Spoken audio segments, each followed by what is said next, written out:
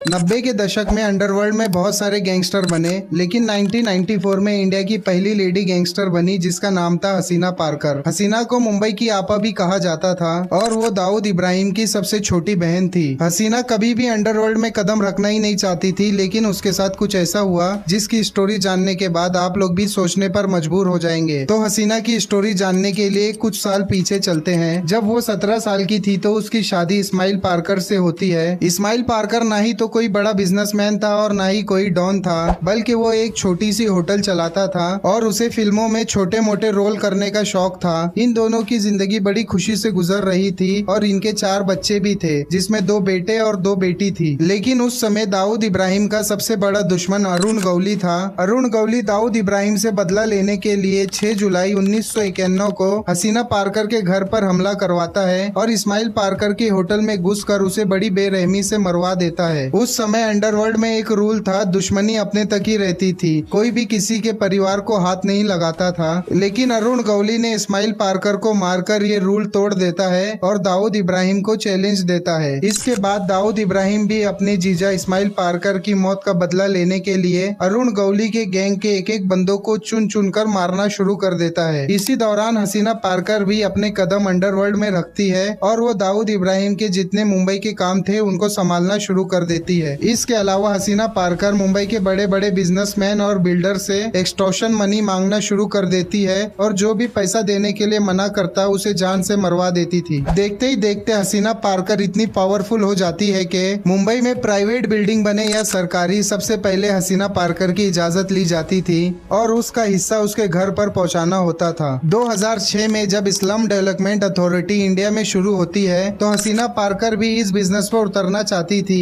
वो वडाला में एक प्रोजेक्ट शुरू करना चाहती थी जिसके लिए उसे 1 करोड़ रुपए की जरूरत होती है। एक बिल्डर जिसका नाम जय शाह था वो हसीना पारकर को 1 करोड़ रुपए देता है और काम शुरू करने के लिए कहता है, लेकिन किसी वजह से ये प्रोजेक्ट पूरा नहीं होता तो जय शाह अपने पैसे वापस मांगता है। तो हसीना पारकर उसे सिर्फ 70 लाख रुपए ही वापस देती है और बाकी का 30 लाख अपना कमीशन बोलकर रख लेती है। जय शाह के कई बार पैसे मांगने के बाद भी हसीना उसे पैसे वापस नहीं देती तो उसे मजबूरी में पुलिस स्टेशन जाना पड़ता है, लेकिन पुलिस भी हसीना पारकर के खिलाफ केस लेने से सीधा मना कर देती है। तो जय शाह मुंबई के क्राइम ब्रांच के डीआईजी के पास चले जाता है जहां हसीना पारकर के ऊपर जिंदगी में पहली बार एफआईआर होती है। जब पुलिस हसीना को पकड़ने के लिए उसके घर जा रही थी तो उसे पहले से खबर मिल जाती है और वो वहां से फरार हो जाती है। हसीना जिंदगी में एक ही बार कोर्ट गई जहां से वो बड़ी आसानी से बाहर भी निकल जाती है। अगर आप लोगों को हसीना पारकर की स्टोरी पर एक फुल वीडियो चाहिए तो कमेंट कीजिए।